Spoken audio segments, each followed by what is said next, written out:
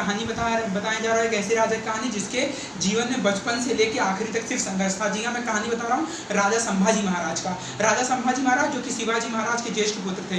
इनके जन्म लेते ही जन्म लेने के 2 साल बाद इनके माँ का देहांत हो गया। इनको पाला पोसा जीजामाई ने, जो कि शिवाजी महाराज की माँ थी, इनकी दादी ने। इन्होंने 13 साल की उम्र में 13 भाषाएं सीख ली थी। 13 साल की उम्र में 13 भाषाएं नहीं सीखी, इन्होंने ग्रंथ लिखना शुरुआत कर दिया था। कई ग्रंथ लिख डाले इन्होंने। 16 साल की उम्र में इन्होंने रामनगर का युद्ध जीत लिया।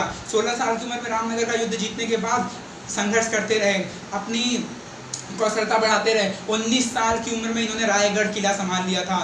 रायगढ़ किला संभालने के बाद इनके जीवन में एक बहुत ही काला दिवस आया, जब इनके पिता शिवाजी महाराज मुगलों से लोहा लेते लेते वीर गति को प्राप्त हो गए। जी हाँ, तब मुगलों ने सोचा कि अब ये कमजोर हो गए हैं, लेकिन उसी वक्त इन्होंने रोने पे समय गंवाया नहीं। इन्होंने तुरंत औरंगाबाद के किले पे चढ़ाई कर दी। औरंगाबाद के किले पे चढ़ाई करके औरंगाबाद का किला जीत लिया।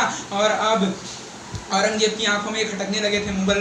औरंगजेब की आंखों में जब ये खटकने लगे तो उसने एक हुसैन अली नाम के उसके आदमी को भेजा कि इसको हरा के आओ। उसने बोला 2 दिन का वक्त दो, बच्चा है, हरा दूंगा। लेकिन उसे मालूम नहीं था कि ये संभाजी महाराज एक चट्टान है, चट्टान, इसको हराना बहुत ही मुश्किल नहीं, नामुमकिन है। उसने 10 बार 2 साल तक कई लड़ाइयाँ की, लेकिन नहीं हरा पाया। जी हाँ, एकमात्र ऐसे राजा था जिन्होंने 120 लड़ाइयाँ की और एक भी नहीं हारे। 120 लड़ाई में से एक भी नहीं हारे। मुगलों को 9 साल तक मराठों के बीच में नचाते रहे। इन्होंने हिंदू राजाओं के अंदर एकता तैयार की, उनको जगाया कि हिंदू धर्म के लिए लड़ो। इनके बहुत ही खास कवि कलश थे जिसके साथ हमेशा ही रहते थे। एक बार ये कवि कलश के साथ गुप्त मार्ग से कहीं मीटिंग के लिए जा रहे थे, तब इनके साले ने ही इनको धोखा दे दिया। इनके साले ने ये बात सुन ली थी कि ये गुप्त मार्ग से आने वाले हैं। उन्होंने औरंगजेब को बता दिया कि ये संभाजी महाराज इस मार्ग से आज जाने वाले। संभाजी महाराज की 2000 की सेना पहुंची और उनको बंदी बना लिया। जी हाँ, बता दें, खुद के लोगों ने धोखा दिया, इसलिए क्या कहते हैं, उनको बंदी बना लिया गया। वरना 8 लाख सेना जिसका कुछ नहीं बिगाड़ पाई, उसे सिर्फ 2000 की सेना कैसे कैद कर सकती थी। सेना कैद करने के बाद इनको बंद कर दिया गया कारावास में बंद करते ही इनके ऊपर कई अत्याचार किए गए। इनकी उंगलियां काट ली, इनके हाथ काट दिए, इनके पैर काट दिए, इनको लहूलुहान कर दिया। लेकिन इन्होंने हिंदू धर्म का परिवर्तन करने के लिए बदला नहीं।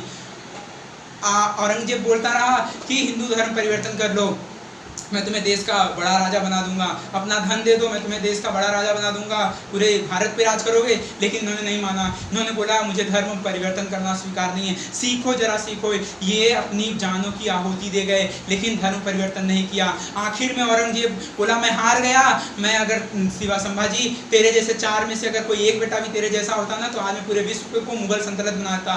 और हार मानकर इनके टुकड़े टुकड़े करके इनको नदियों के किनारे फेंक दिया। नदियों के किनारे फेंकने के बाद इनकी अस्थियां जलाई गई। अस्थियां जैसे ही इनको जलाया गया, इनका अंतिम संस्कार हुआ। मराठों के अंदर फिर से एकता आई और इन्होंने औरंगजेब को 2 से 3 साल के अंदर ही खत्म कर दिया। यही नहीं, ऐसा लिखी गई है कि देश धर्म पर मिटने वाला शेर शिवा का छावा था, महापराक्रमी महाप्रतापी एक ही शंभू राजा था। जी हाँ, हमको इस पूरी कहानी से ये सीख मिलती है कि हिंदू के युवाओं, जागो, तुम लोग जागो। तुम्हें संभाजी महाराज बनना है। बल बुद्धि हर चीज से मजबूत होना है। तुम्हें आगे बढ़ना है, देश को आगे बढ़ाना, भारत को फिर से विश्व गुरु बनाना है। धन्यवाद।